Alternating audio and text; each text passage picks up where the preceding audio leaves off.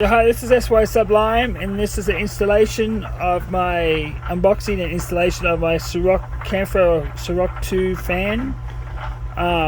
This is one of 5 that I'm putting in.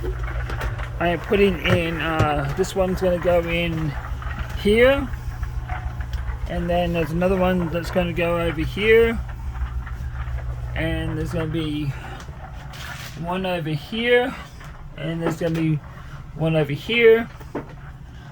I have done so many projects since I last was online on YouTube, and then I'm going to put another one in here somewhere, but I will get back to those shortly on what I've done and what I'm going to plans for it. But this is the first of 5 videos for the Sorrocco 2 fan by Camfro. So we pretty much unboxed it. This is the fan here, this is the fan here, and these are all the pieces, the wire, which I'm probably not going to use, the backing plate, and the hardware, and then this is this double adhesive tape, which I really don't need to use because where it's going I don't need that, and then the instructions, which I don't need to use those either. So that's for that. And what we're going to do now is I'm going to set up. I'm going to remove this vacuum holder mount that I have, and then I'm going to get the wiring ready for this to get done. So we've got the wire here, and I'm going to put these. I bought these Irwin wire strippers. They're great for de-stripping duplex, like this this duplex wire, because it doesn't cut the inner wire. If you use a I have to turn this thing off. If you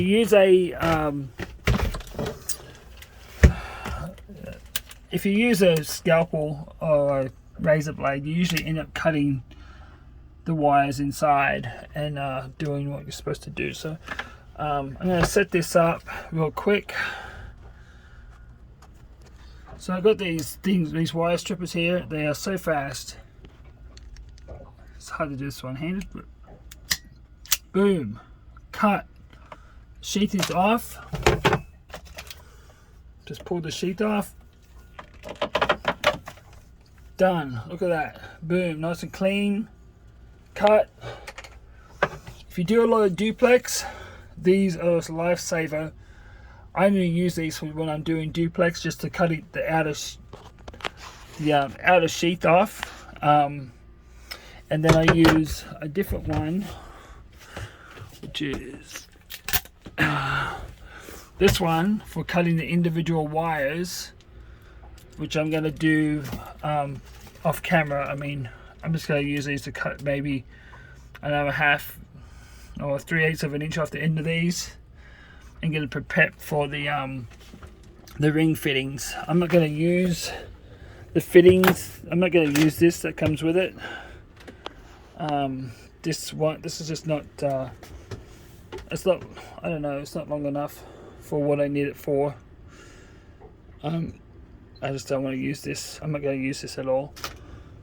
So what I'm going to do is I'm going to strip this off here, and then I'll be right back. So anyway, I've stripped these wires, the tips of these wires off, and now I'm going to put some ring terminals on here. I'll be right back when I do that too. So I've got both ring terminals on. Another thing is to remember is that orientate the base of the ring, or the flat of it, and make it go with the natural curve of the wire to try and get the best optimal fit, so you're not twisting the wire like this to make it fit. So I've orientated these in the best position possible, so it's a nice smooth transition, so when it goes through there, it's just going to sit naturally and not be strained. That's just what I found with experience from doing like electrical. And also these are, I believe these are number 12 ring holes. The other ones I have are number 10, so make sure that you identify the ring hole so it's not too sloppy. I believe these are number 6, number 12s. Holes are number 12s. And the other ones I have are number 10s. So that's that part. So that's all done, and then the rest of the wire I'm just going to shove down into this cavity. So then I'll be able to put these through there. This one through there too.